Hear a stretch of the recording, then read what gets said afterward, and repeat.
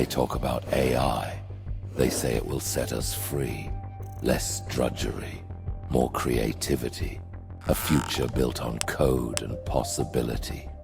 But that's not the first time we were promised freedom by machines. After the first Industrial Revolution, which began around 1760, it took society well into the late 1800s to recover. Not just to find new jobs, but to rebuild lives, laws, and meaning. For 50 to 100 years, roughly from the 1770s to the 1870s, workers lived through the shockwaves, dislocation, exploitation, upheaval. The dream of progress came late, and it came with a cost. And now it might be happening again. Only this time, the machines don't replace muscles. They replace brains. Coders, writers, analysts. No one's safe from the new automation. AI and automation impact on jobs isn't some distant warning. It's already here. Behind the screens and platforms are workers being timed, nudged, and replaced by code. Invisible control. Quiet extraction. So we ask, is history repeating with AI? Tonight, we follow the trail, from soot-blackened children in factory tunnels to the freelancers tracked by invisible algorithms. Let us begin. Empires built on smoke and code. The machines were never neutral. They didn't just build things, they helped building systems, hierarchies, winners and losers. By 1850, Britain led the world in mechanized textile production, coal mining, steam power, and factory systems. It had changed forever. Quiet towns became smoke-blackened engine rooms of empire. Chimneys rose like monuments.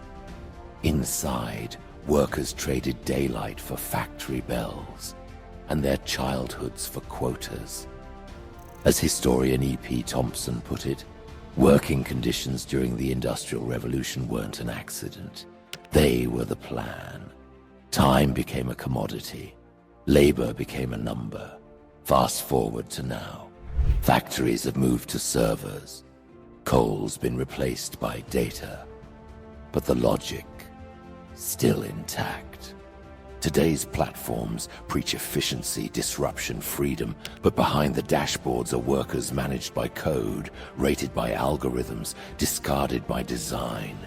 This is where technological progress and inequality collide. This tension isn't new.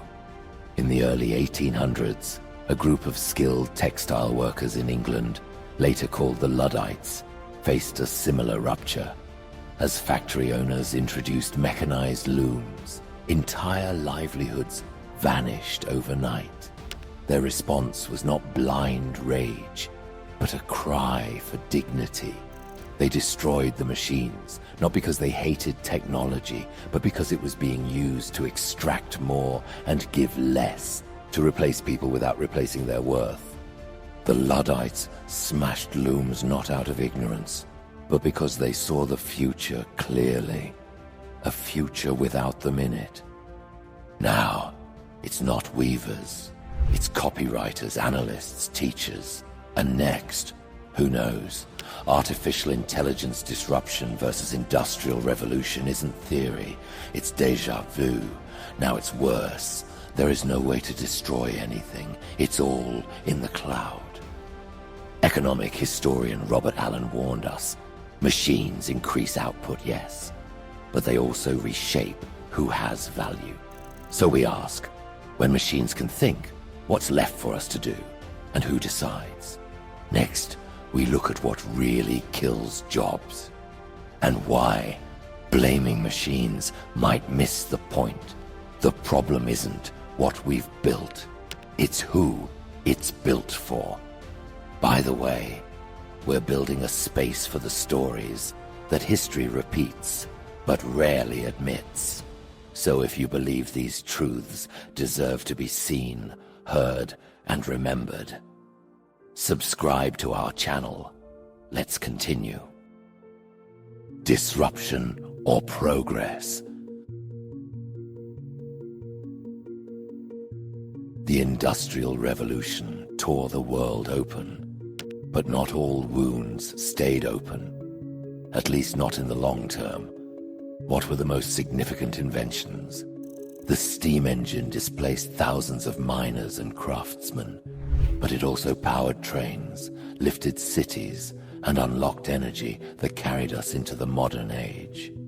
The spinning jenny collapsed cottage industries, families starved. But decades later, mass production of cloth meant ordinary people could afford what was once elite luxury.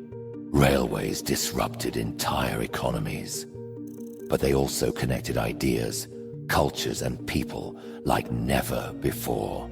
The telegraph ended centuries of delay between words and action, and public sanitation, born out of urban crisis, became the foundation for modern public health. These machines brought pain, real generational pain. But in the long run, they didn't just increase output. They expanded possibility, made the world faster, safer, more connected. That's the hard truth of history. Sometimes disruption precedes transformation. Not all destruction is decay. Sometimes it clears space for something better. So now we ask, will AI follow that same arc? Will today's chaos give way to a wiser future, or just more efficient inequality? The answer depends on who shapes it and who survives the shaping. Next, we will talk about the truth about job loss and why blaming the machine might be missing the real enemy. Job killers, then and now. Machines don't take jobs, systems do. In 1812, looms arrived in Nottingham. Skilled weavers vanished overnight. The tools weren't evil, the decisions were. Factory owners didn't just want efficiency, they wanted obedience. Machines don't strike, don't ask, don't resist. According to labor historian David Montgomery, the real innovation wasn't steam, it was control. Now, it's happening again. AI capitalism isn't being built to support workers. It's being built to replace them. Coders, translators, designers, not in theory, in practice. And when the layoffs hit, workers are told to reskill, to keep up. Sound familiar? The pattern hasn't changed. Profit first, people later, if ever. AI and automation impact on jobs isn't about tech, it's about power. In the 1800s, productivity soared, but wages didn't. Today, profits explode, while job security collapses. It's not a bug, it's the model. Because AI isn't dangerous for what it knows, it's dangerous for what it serves and who it displaces. But let's reveal the emotional toll of a system that never sleeps, never listens, never cares. The price of the revolution that we don't see. Progress always costs, but not all pain leaves bruises. In 19th century England, the damage was visible. Blackened lungs, poisoned rivers, kids coughing blood before they could read. The impact of the Industrial Revolution on society wasn't just economic, it was psychological, it was human. Now, the coal's gone, but the pressure remains, hidden in metrics, targets, and unbelievable energy consumption. Today's worker isn't chained to a loom. They're tethered to a dashboard, logged, rated, nudged, always on, always anxious. Psychologists call it digital fatigue, but it feels like something deeper, something older. The dark sides of AI don't slam doors, They quietly reshape us, make us faster, flatter, lonelier. Every mouse movement and click is tracked. Every choice predicted. Surveillance capitalism isn't watching, it's directing.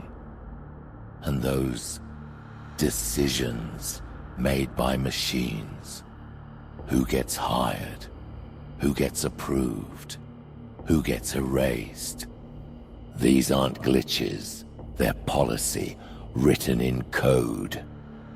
As Shoshana Zuboff puts it, the danger isn't the tech, it's the imbalance. Speed without ethics, power without checks. We're told this is necessary, efficient, inevitable. But so were the child laborers, so were the slums. According to researcher Kate Crawford, AI and automation impact on jobs by reshaping labor itself.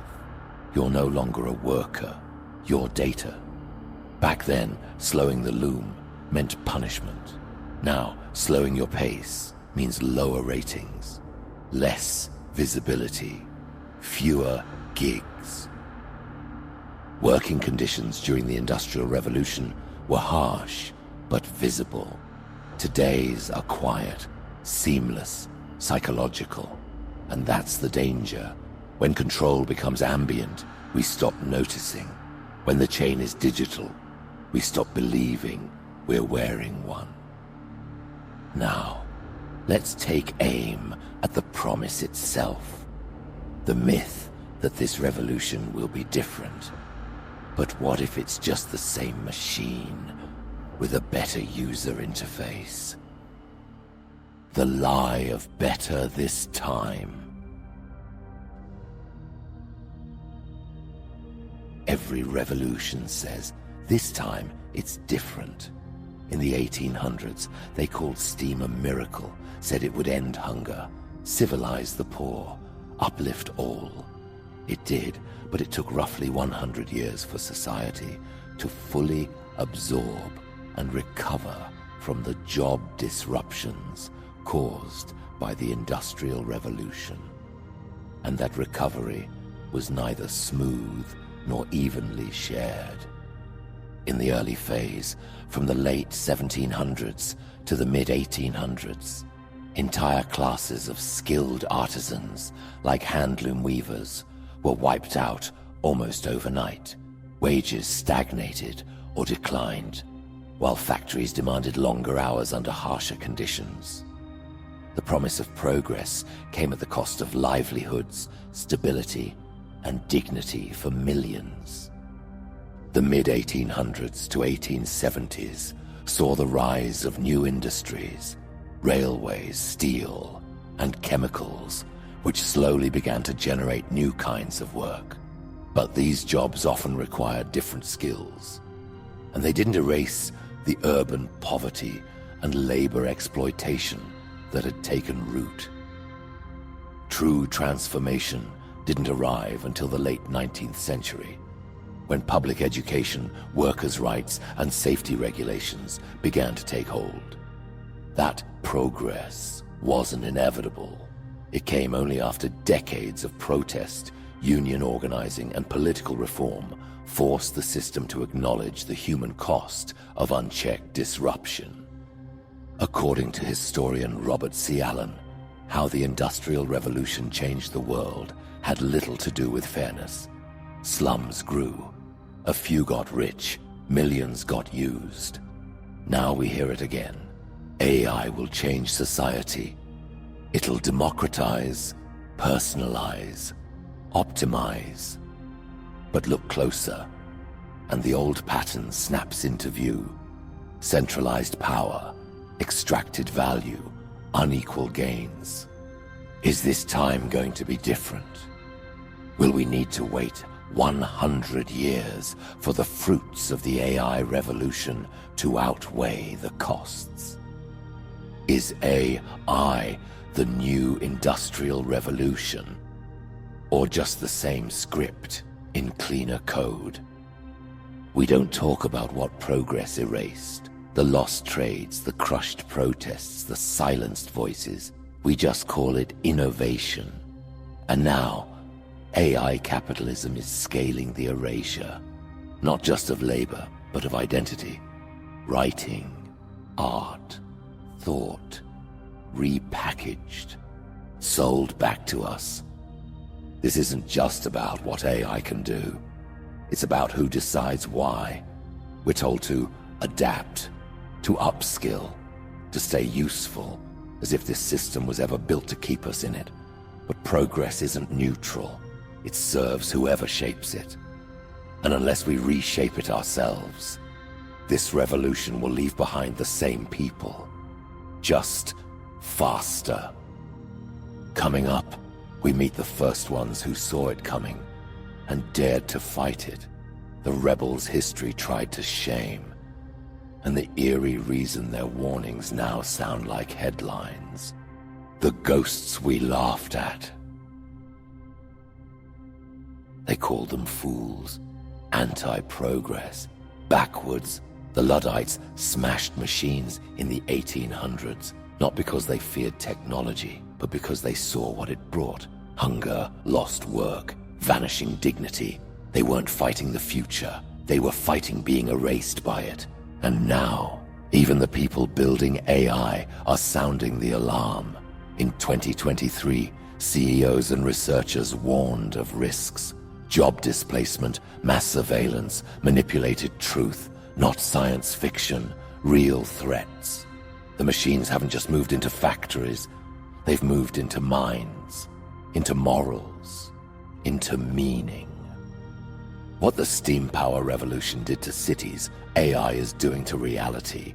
Deepfakes, black box decisions that even AI scientists don't understand, filtered truth, and the ones shaping this new world. Not elected, not accountable. The dark side of artificial intelligence isn't about rogue robots. It's about who decides what counts and who disappears in the process. These systems don't just make mistakes. They replicate old injustices, faster, cleaner, and with fewer questions. History mocked the Luddites, but maybe they saw clearer than we do now. They warned, unchecked tech becomes tyranny. Today's warnings just come with a better font. One last question remains: if every revolution has a cost, who pays this time? And is it still avoidable? The next revolution will be decided by us. The steam engine didn't ask permission. Neither did the factory. Neither does the algorithm. But maybe, for the first time, we have a choice. Because history doesn't just repeat, it teaches. And what it's taught us is sobering. Every revolution so far has promised liberation, but delivered control, promised dignity, but enabled disposability, promised progress, but widened the gap between those who build the future and those sacrificed to it. Now, AI stands on the same precipice. The difference is, this time, we know what's coming. We've seen what happens when labor versus machines past and future collides. We've studied the Industrial Revolution Capitalism Origins, the burnout, the surveillance, the inequality. We've lived through the false promises of trickle-down progress. And still, we build. But here's the thing. Machines can't decide what kind of world they're building. Only we can. The question is not what AI and automation impact on jobs. It's what kind of work, dignity, and purpose we want to protect, and whether we're willing to act before it's too late. Some say the future is inevitable, that algorithms are neutral, that innovation always wins. But history says otherwise. The world we live in today was shaped by decisions, political, economic, human, not by technology alone. So we ask again, how will AI change society? Will it expand human potential or reduce it to code? Will it democratize knowledge or monetize attention? Will it connect us or control us? The answer depends on what we do now. Regulation, resistance, collective imagination. These are not utopian ideals. They are necessary tools, forged by every generation that refuse to be silently automated out of relevance. Because the truth is, the fourth industrial revolution isn't about AI, it's about us.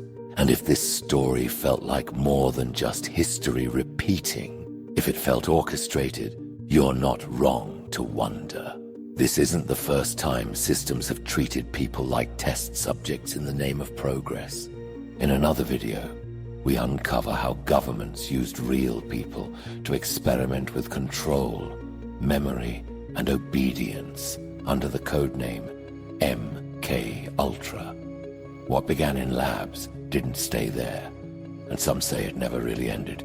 Watch that next, because if AI is the machine, MK Ultra was the manual. See you there. Don't forget to like this video and subscribe to our channel. Good night.